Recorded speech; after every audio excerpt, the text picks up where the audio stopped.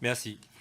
Madame la Présidente, mes chers collègues, je suis honoré de venir défendre devant cette commission avec ma collègue Maude Petit cette proposition de loi à enjeux multiples, à la fois économiques, sociaux et culturels pour les collectivités d'outre-mer relevant de l'article 73 de la Constitution. En effet, elle vise à assurer la pérennité des établissements de spectacles cinématographiques, à préserver l'emploi dans ce secteur, à protéger les populations ultramarines d'une augmentation des tarifs du cinéma, tout en garantissant la distribution d'une offre culturelle et l'accès pour tous à la culture par le cinéma dans les Outre-mer. Art du spectacle, défini comme le 7e art, expression du génie humain. Le cinéma est un élément de bien-être et de bien-vivre incontournable, particulièrement apprécié dans les Outre-mer où l'offre culturelle proposée reste malheureusement, historiquement et structurellement restreinte. Le cinéma joue un rôle essentiel dans l'enrichissement culturel des populations. Une société démocratique doit garantir la diffusion culturelle et son accessibilité à tous. Or, dans les Outre-mer, garantir une offre culturelle et un accès à cette offre par le cinéma à un tarif supportable pour tous reste un défi majeur encore aujourd'hui. En raison des singularités et des réalités de nos territoires, notamment éloignement géographique, insularité, exiguïté des marchés, contexte de vie chère exacerbé.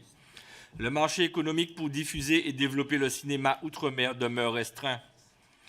Les exploitants dits ultramarins se retrouvent ainsi confrontés à des charges d'exploitation et d'investissement très élevées. Elles sont renchéries par un contexte inflationniste plus important que dans l'Hexagone, un niveau de vie inférieur et un coût de la vie déjà structurellement et conjoncturellement écrasant en Outre-mer. Une situation connue de tous, objectivée par le rapport de la commission d'enquête sur le coût de la vie en Outre-mer et un rapport de l'IGF, rapport Thiraud.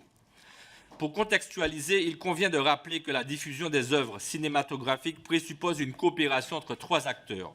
Le producteur, à l'origine du film, le distributeur chargé de sa commercialisation et l'exploitant de salles de cinéma qui en assure la programmation au sein de ces établissements. Après déduction des différentes taxes, les recettes perçues sur la vente des billets d'entrée sont réparties entre l'exploitant ultramarin et le distributeur en fonction d'un taux de location qui revient au distributeur. Historiquement et traditionnellement, pour tenir compte des contraintes et des réalités dans ces territoires, le taux de location appliqué dans les Outre-mer se négociait autour de 35% hors taxes. Cependant, après la crise Covid, dans une logique de maximisation de leur rentabilité économique, les grands distributeurs réclament désormais des taux de location supérieurs, s'approchant très régulièrement du plafond de 50%, dans l'objectif de parvenir à une uniformisation des taux entre l'Outre-mer et l'Hexagone.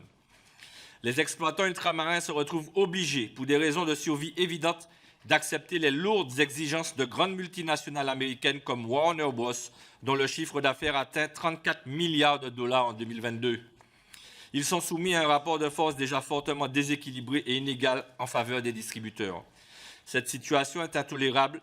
L'uniformité ne peut pas être la norme. Vous le savez, l'équité consiste à ne pas appliquer le même traitement à des situations différentes. Il est donc indispensable de tenir compte des réalités et contraintes ultramarines, aussi bien globalement en termes de vie chère quotidien qu'économiquement en termes de charges, de fonctionnement et d'investissement pour des exploitants déjà limités par la taille physique du marché local. Avec une évolution des charges d'entreprise croissante, la hausse des taux de location imposés par les distributeurs ferait baisser mécaniquement les recettes de ces entreprises. Un laisser-faire mettrait en péril la viabilité économique d'une très grande majorité d'exploitants diffuseurs de culture et aura pour impact immédiat une fragilisation importante de la filière. D'autant que l'enjeu purement économique pour les distributeurs est très relatif. L'Outre-mer ne représente que 2% de leur entrée nationale selon le CNC. De plus, eux sont en mesure de distribuer et de développer leur activité sur d'autres territoires où les marchés et la rentabilité économique sont plus importantes, ce qui n'est pas le cas des exploitants. Pour être clair, économiquement, les petits cinémas vont disparaître. Et pour compenser, les cinémas qui réussiront à survivre n'auront d'autre choix que d'augmenter mécaniquement leurs tarifs jusqu'à 18 € par ticket de cinéma. Et cela dans un contexte économique et social très dégradé et aggravé. Socialement, elle provoquerait une augmentation du chômage par diminution et recul de l'activité cinématographique. Avec un tarif du ticket de cinéma insupportable, les personnes et familles dites ultramarines ne pourront donc plus accéder à cette activité de bien-être et de culture. Culturellement, Elle ferait disparaître une grande partie de l'offre cinématographique pourtant vecteur de culture. Elle accentuerait ainsi la rareté de l'offre et conduirait à un appauvrissement de la diversité de l'offre culturelle en Outre-mer. Enfin, pour les 10 ultramarins, elle provoquerait une discrimination et une rupture d'accès pour tous au 7e art. Cette situation conduira également à un accroissement des inégalités et des discriminations, à une augmentation des écarts de niveau de vie et d'accès à la culture entre Français de l'Hexagone et Français des Outre-mer. Elle aura aussi pour effet un renforcement des tensions sociales, alors que le cinéma est un moyen de se libérer du mal-être collectif et individuel accumulé dans leur quotidien. Merci.